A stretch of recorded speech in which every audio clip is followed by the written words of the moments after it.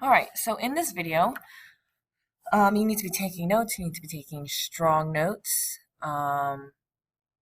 knowing that this last test is going to be open note. You need to be taking the best notes possible, neat, have them organized, have them easy to navigate. And since you're watching this using the video, I'm not going to be up there on the board writing things down. So if I tell you to write it down, write it down. You can always slow, you can always pause, you can always go back when you have the advantage of watching from a video. So in this lecture video, we're going to talk about East and Southeast Asia modernization. So when we reference the East Asia countries, we're talking about China, we're talking about Korea and Japan, right? For the most part. When we talk about Southeast, so Southeast in this direction, we're talking about Vietnam, Thailand, the Philippines, some of these islands. When we talk about modernization, it's the process of making a country modernize, moving from an agrarian, mostly farming society to an industrialized society that runs on oil and can make more wealth and generate more products to support the people. And, why don't we just call this the period of industrialization? Industrialization has already happened, has already changed life for many people, but not as much for these people. And so, as a whole country, I mean. And so the modernization efforts is essentially to industrialize, to catch up to the other countries who've already industrialized. So they're trying to modernize, they're trying to catch up to others. So write that down. And in this video, we're really going to focus on Japan and China. I might mention a couple other on the Pacific Rim, but mostly Japan and China. So let's talk about Japan. Japan lost World War II. They invaded Manchuria, China, and took over all these territories using a military dictatorship, a very militaristic, meaning they thought that the military was the best solution to almost any problem. And as Japan is an island and needed natural resources, they thought the best way to go about that was to expand using their military might. And that's exactly what they did. But that didn't work. They lost World War II.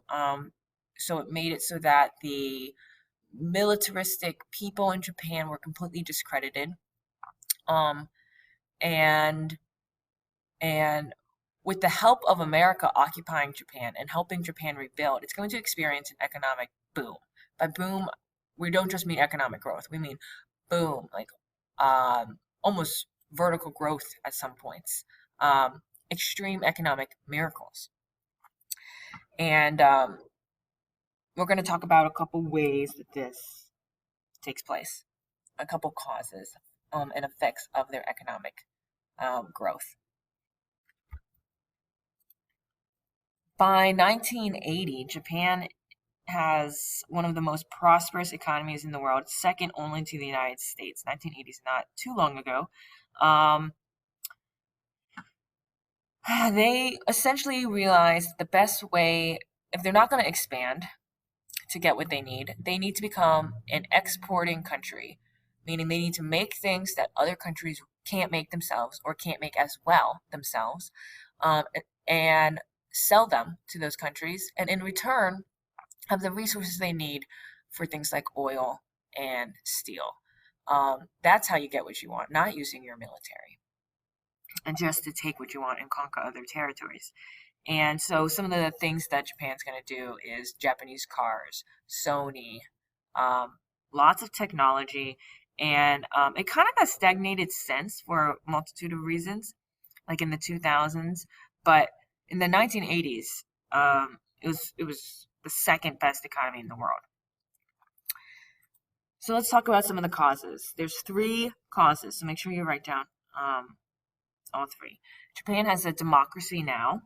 As we occupy Japan, we forced it to have a democracy. And democracies will be much more stable the wealthier that country is and that the people are doing. So per capita GDP was very high in Japan, and therefore we're going to see a very secure democracy in Japan as well. So some of the major causes of Japan's economic modernization was an emphasis on education. And Japan had already emphasized education significantly due to Confucianism, due to some of their traditions. But now that education is going to focus mostly on engineering and technology of their younger generations. And that's going to help them really grow. If countries don't prioritize, I keep saying this, countries don't prioritize their education, then of the younger generations, you guys are our future, then we can only grow so fast, right? So write that down. Emphasis on education, particularly in technology and engineering. Now, there was a fear that, yes, these younger generations would grow up wealthier because they have skill sets and an education that the global market really values, and therefore they can use their skill set to make more wealth. But there was this fear that modernization would also lead to Japan and these younger generations to lose some of their Japanese heritage and culture. So, for instance, this is an example of a secondary source, but the Japanese schools also made sure that their younger generations knew how to use chopsticks. There's this fear that as they westernize, they're going to lose some of their most basic traditions. So they would test them. Doing a chopstick test to transfer beads, marbles, dice, beans from one plate to another. We want our students to understand this. We want them to understand and respect their beautiful culture and traditions and arts such as tea ceremonies and flower arranging. And yes, surveys periodically show that the Japanese, where a rising number of youngsters do not have proper chopstick skills. And even their parents would teach them at home. So there was that really big fear that they would lose out on their Japanese heritage. And other countries in the Pacific Rim are going to follow the Japanese model. They're going to modernize, but they're not going to significantly westernize their culture, because they have pride in their culture and they think it's beautiful. All right, so cause number 2. Japanese companies really focused on teamwork. Write that down. Japanese companies, focused on teamwork. They really encouraged teamwork, encouraged workers to work harder and to work hand in hand with people like managers. They see the company as a representation of themselves and their hard work. And, in Japan, it's very rare to see people laid off. Laid off means get fired. There's this sense that Japanese workers are out to help the managers succeed, and the managers are out there to really take care of their workers. That model, economic model, fits way better with Japanese culture and East Asian culture. It is not a very strong American cultural trait in our workforce. It is cutthroat. It is, there is a division between workers and their managers, and workers hate their managers and think their managers are just, out to get them and treating them poorly. And if, their managers doesn't provide for them and doesn't care about them, then they're quitting on the spot without giving a 2 weeks notice. And, good morning. And, that's like the American way. And then, managers see their employers as lazy, so they put in all these things to make workers work harder and all these rules, and all these punishments. That's not what we see in the Japanese culture, in their Japanese companies. We see a huge emphasis on teamwork. And so that is way more, culturally and economically, it's way more efficient. We're also going to see Japan lead the way in modernization. Japan's government lead the way in modernization. It's going to set quotas. It's going to funnel resources in specific directions and set priorities for companies. But it's not socialist. It's not going to do that in a way that Stalin or Lenin's government would have done by nationalizing industry. The companies get to stay private um, and make profits, but the Japanese government's going to lead the way. It's going to say this is the direction we need to move in order for us all as a country to succeed. Um, and that really helps efforts move in the right direction all at once. And the effect is that Japan will be an exporting economy, and it will have a very secure democracy and become very wealthy. But not westernized. But not westernized. Maybe bullet point a couple of those things.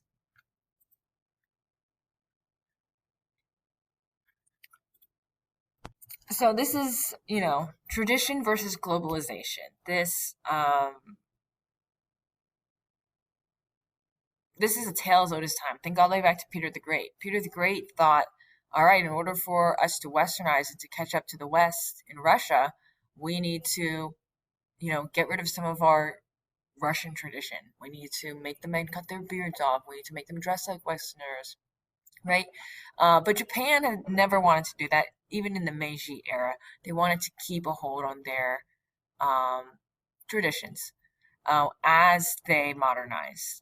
So, like I said before, the chopsticks.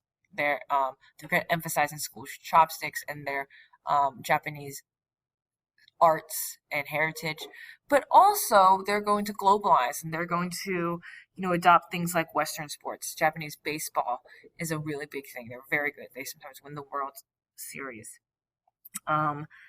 Sometimes they even start producing global culture, such as anime and video games, Pokemon, right?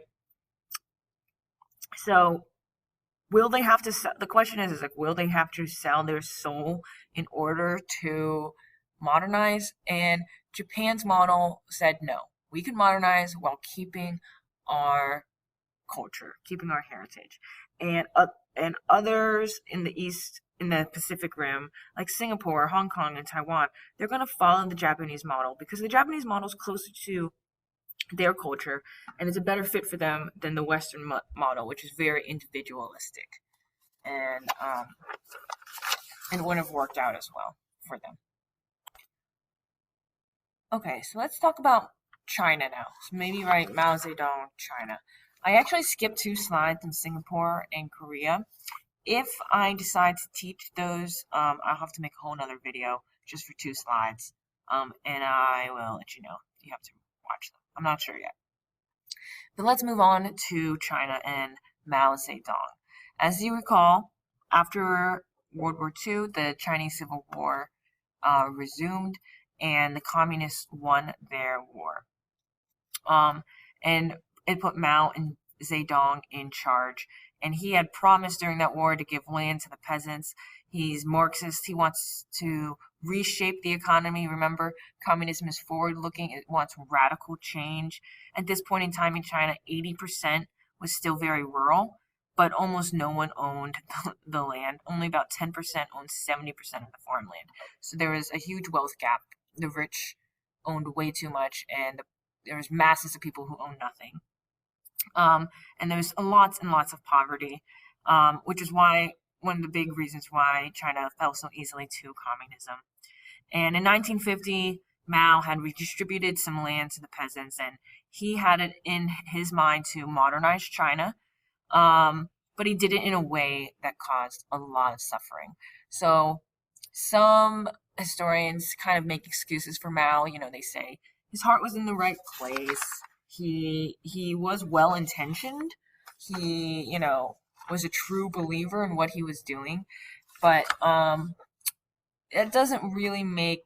So was Hitler, so that doesn't really excuse the amount of suffering that he caused. I mean, he was so committed to creating more equality in China from this starting point, which was massive poverty and inequality, that, in his opinion, a lot of people had to die in order for things to get better, in order to remake society and he just accepted that some would have to die. And the West doesn't really put Mao Zedong in the same category as Hitler, but Mao Zedong really is one of the true villains in history because of how much suffering that he did cause for his own people. The goal was to make life better for the peasants, but usually when they put in these programs, he's going to do what's called a great leap forward. He's going to try to leap over countries like Britain and France and try to catch up and modernize to the United States. So that's what the Great Leap Forward was called. A big program to catch China up and help industrialize it. Before I tell you a little bit about it, I just want you to read a little bit about how they felt about Mao. This woman, it's a primary source. When she was 6, she started to go to primary school. Oh wait, I want you to read this one. Let's see. Chairman Mao was in the park. We ran, gasping to the spot, but it was too late. He was gone. All that remained of him was the touch hand on the hands of a few who had been lucky enough to get to him. The trace of warmth in the palms of others seemed to us more than a substitute for the real thing. Everyone surged forward toward them with outstretched arms in hopes of transferring the sacred touch to their own cadre. If you couldn't get close enough, then shaking the hand of someone who had shaken hands with our great saving star would have to do. I mean, Mao was like a god to them. He had godlike quality, culturally speaking, and had a huge base of popularity, particularly amongst the masses. And there are some things, before we go into every terrible thing he did, there are some things that Mao Zedong did well, in terms of lots of communist countries did this, right? They were all about creating a, equal society. And one of the, China was traditionally a very patriarchal society, meaning it put men before women. They used to bind women's feet so they couldn't even leave the home. That was a Chinese tradition. And when communism came into play, under Mao's government, we're going to see women be given access to way more government jobs, way more access to education, jobs outside of the home. And that's a huge thing for women. Now, the men still dominated the society. It was still patriarchal. But women were treated much more equally to men than had ever before in this very man-dominated society.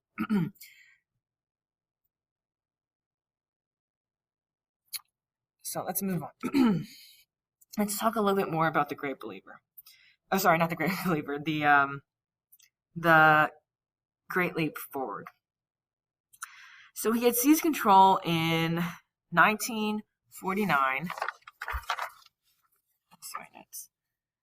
And he even kind of wanted to compete with the Soviet Union, who were also communists. He really wanted to advance China as fast as possible. And he saw that the Chinese strength was their population, was their huge number of people that they have. That's their strength in this extremely agricultural society. And instead of just industrializing and creating steel in the cities, for instance, if you think back to what Stalin did in his 5-year plans, right? After they would collectivize, I'm talking about Stalin for a second, on these huge collectivized farms and increase food production. Then he could move people to the cities, and since as the farms grew more efficient, and then would lead to industrialization, and the government took control over everything, and that was Stalin's big push to state industrialization and to get Russia caught up.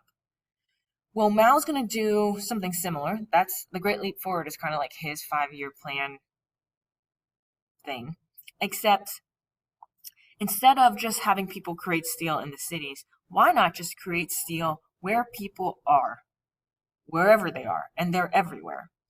So I want you to read this. Whoops.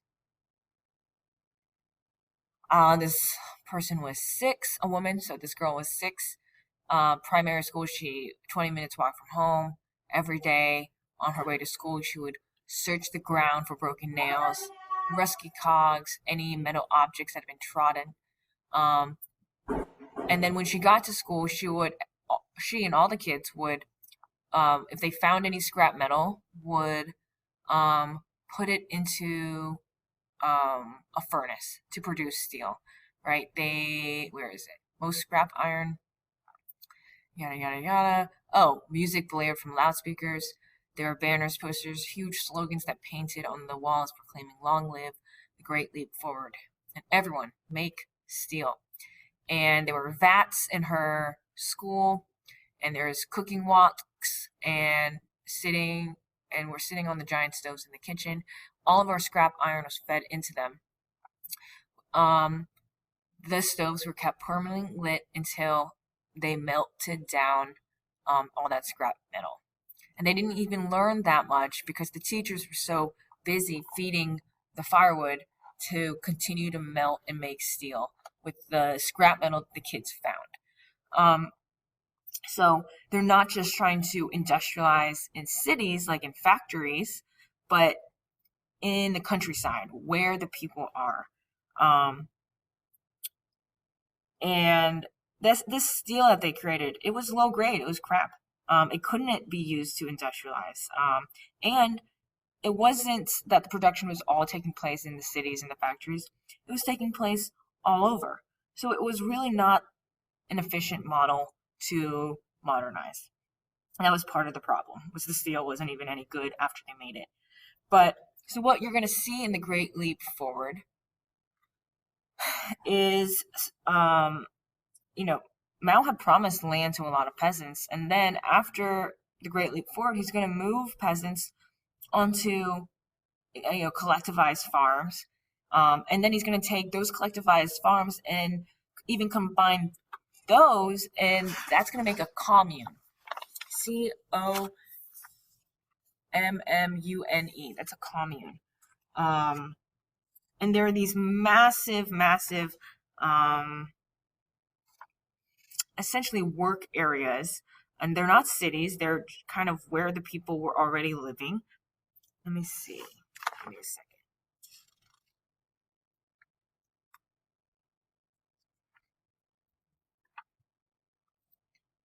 Here, all right, I found it. So the early collectivized farms had about 200 to 300 households on these farms.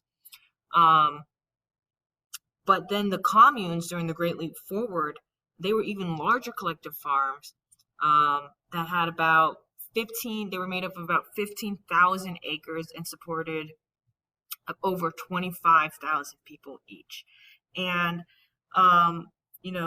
these people, they would eat together in these big cafeterias. They would raise their kids together. There was, they babysit each other's kids as others went to work. And it really took away from their family life that the Chinese so valued under Confucianism as well.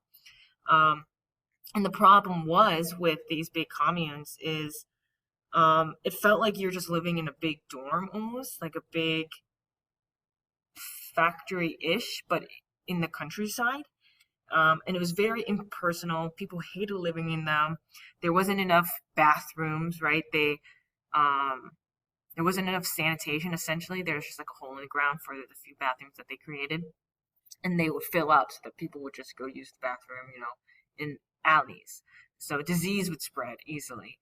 And these agricultural communes were, again, because the steel was low grade, it's not even worth all of this effort that they're putting into it.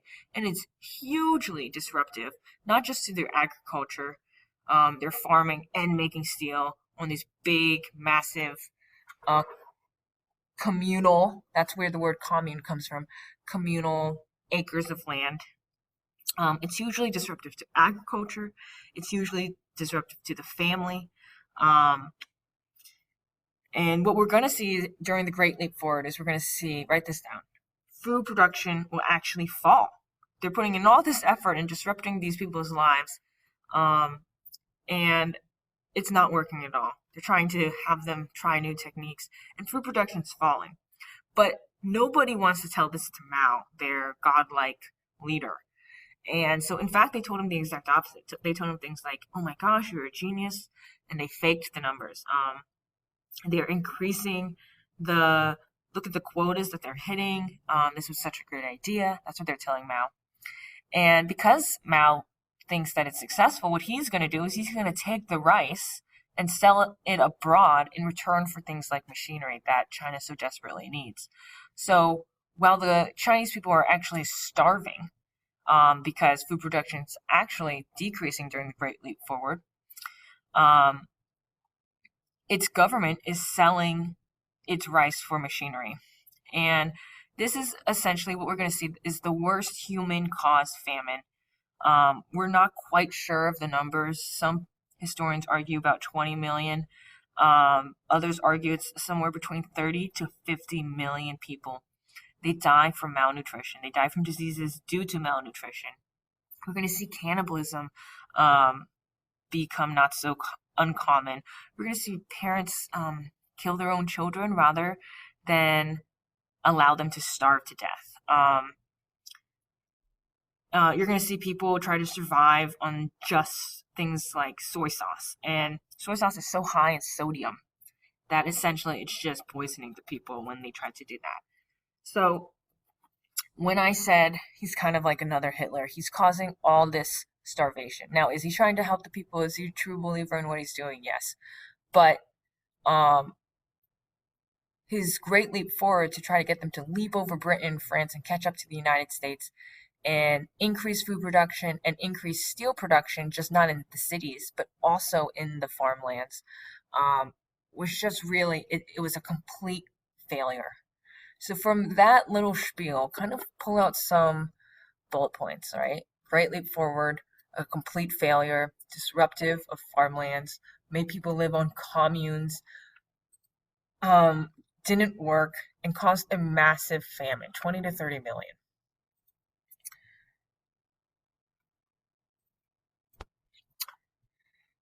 So after the Great Leap Forward failed and was ended in 1963,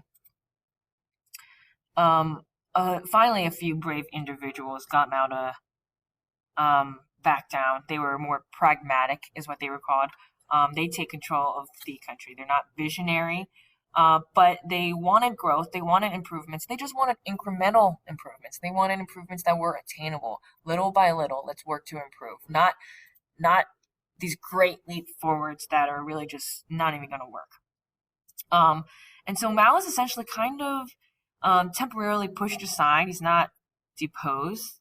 They kind of think that they could just keep Mao around as like a figurehead, as somebody like the king and queen of, England are right now. They're still culturally worshipped, but they're not really in power. Well, how do you think Mao was going to feel about that? Not very happy. And so essentially Mao plots a huge comeback. And he does this in a couple ways, and this is called the Cultural Revolution. So make sure you write that down. The Cultural Revolution. He does it two ways to plot his comeback and put him back really in power. He uses the young people. The young people have been educated to worship Mao, to think he is so amazing, and through the Chinese education system. And now these young people are in universities. And so what he does is he calls on the young people, and he authorizes the young people to create almost like these clubs in high school and at their universities. And he authorizes them to be protectors of the revolution. They're going to call themselves the Red Guard. And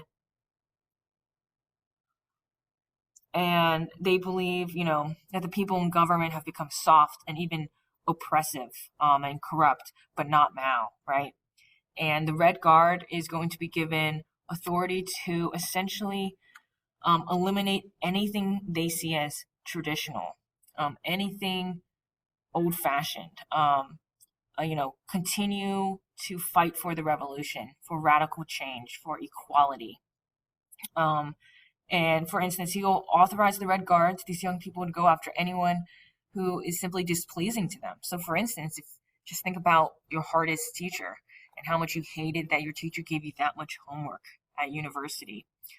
Um, well, what these young people are going to do is they're going to take their teachers, they're going to beat their teachers, they're going to force their teachers into to engage in what's called self-criticism in public, where they have to criticize themselves, and then they're going to send their teachers to the countryside for re-education, and I put that in quotation marks.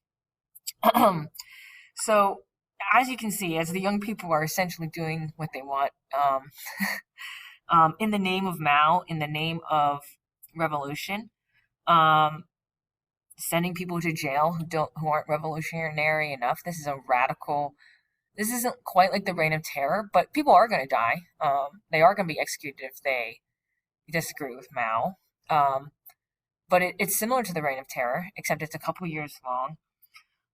And it's hugely disruptive to their economy. It's hugely disruptive to their social patterns. Um, and, fewer people are going to die in the Cultural Revolution than the Great Leap Forward. But a lot of the Chinese people, because they're taught this history a little bit differently, um, they're going to think of the Cultural Revolution as worse than the Great Leap Forward. The Great Leap Forward just didn't work out, but um, they felt like this was the time period that people were working against Mao, and it was up to the young people who really needed to put people in their place and continue to commit to the revolution, the communist Marxist revolution of creating a classless society. Um, and the second tool that Mao's going to use during the Cultural Revolution to put him really back as the cultural one in power was he's going to also just use ambitious people in the Communist Party that will support him no matter what. He's the key for them to move up in the Communist Party. They'll support him. And that's extremely effective.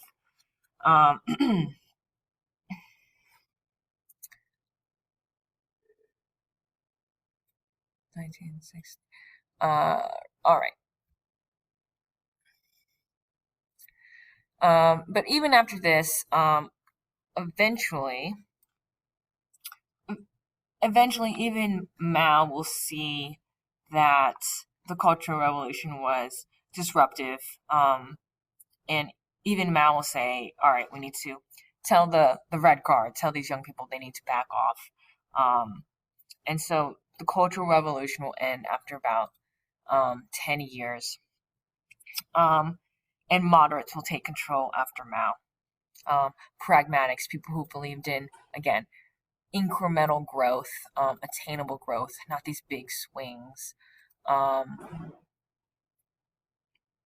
And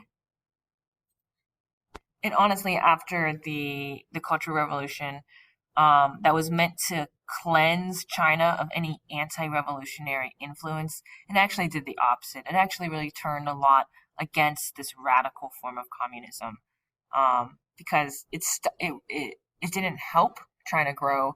It actually just stifled economic growth. It stifled, meaning stopped a lot of new ideas from pouring in and being shared. When you can't criticize what the people in charge are doing when it's not working, you're not going to see the economic growth that they all were hoping to see. There's no incentives. Mao didn't incentivize people to work harder like you would see in capitalism. So we're just not going to see the economic growth that we saw in places like Japan, even after all of this suffering. And so Mao's essentially kind of pushed out again. Moderates will take control. And the next moderate really in charge was, I'll get back to this another time, his name was Deng Xiaoping. Deng Xiaoping. And he wanted to modernize. It was him, he called it the four modernizations, agricultural, industry, defense, and STEM, essentially science and technology. and he's going to have a program called the Second Revolution. He's going to get rid of communes because those didn't work. He's going to lease land to individuals. He's going to allow some small scale capitalism in the beginning. If you were a farmer, much like Lenin did in his new economic policy, you have to meet this quota, but if you make and produce extra food, you can sell that extra food for a profit. That by providing incentives to people to work harder, it's going to work. We're going to see China's going to see food production increase by 50% from 1978 to 1984. That's huge. They're going to allow some of the smaller businesses to have some small capitalism, so the owners are going to make some money, some profit, and it's going to attract some foreign investment from places like the United States and other capitalist societies to help grow even faster. And under Deng Xiaoping, this is what we see. And as we see increases in profits, we're going to see an increase in standard of living. We're going to see the Chinese people start to have appliances and television and engage in style and fashion. So Deng really is increasing and has led to China's growth. He was very open economically, but he was still closed politically. He repressed any forms of democracy. As Tiananmen Square is one of those examples of the Chinese youth who are now going to America to be educated, and they're reading a little bit more, and they want democracy. Usually, as countries become more wealthy, you're going to see people believe in things like democracy, believe in things like private property and human rights, and he's just going to put them down. He's going to run thousands of protesters over with tanks in Tiananmen Square. So he's open economically, and that will lead to China's economic growth, but he's going to repress any form of democracy.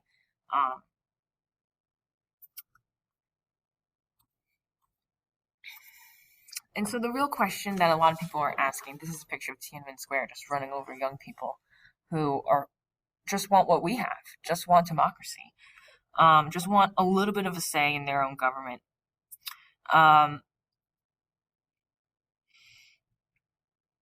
Where was I? But the question is what's next for China? Is China going to be the next major economic power? Are they going to surpass us as the United States? Look at their growth. I mean, it's started to slow down right here, very, very, very recently. But I mean, just off the charts, practically vertical. And could China increase? So now with this growth, right, we see this chart, but its GDP per capita is still significantly lower than that of the United States. So the question stands is it has improved, right? But it is not even close to us in terms of wealth per person. And usually as China becomes more wealthy, the people in the bottom and in the middle will rise, kind of like water rising. Everything will, even the bottom will rise and float. Labor right now in China is extremely cheap, but over time, as China increases its wealth, it's not going to be as cheap anymore. And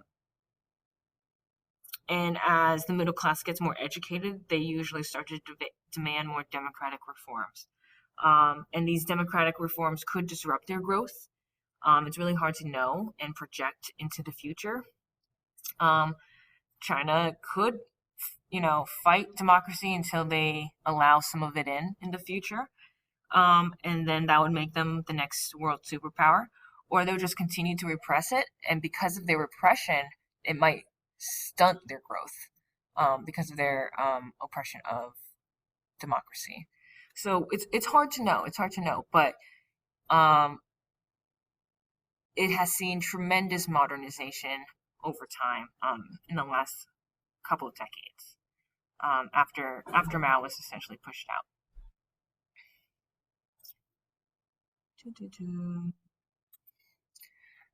So like I said in the beginning, he started to do some small scale capitalism, but after he started to see these changes, in a lot of ways China is quite full-blown capitalism by 1990s, but still a dictatorship essentially, still extremely repressive of human rights and freedom of speech. Um, so it's not the same, I don't believe, as Russia. It has kind of surpassed Russia, I think, economically speaking. And the question is what's next for China? And it's hard to know. It's hard to know. Okay, so that's where we left off. Let me know if you guys have any questions and do your best to take the best possible notes. I know I kind of went on little tangents. Usually, just having kind of bullet points to summarize some of my little tangents helps. All right, thank you so much and have a good day.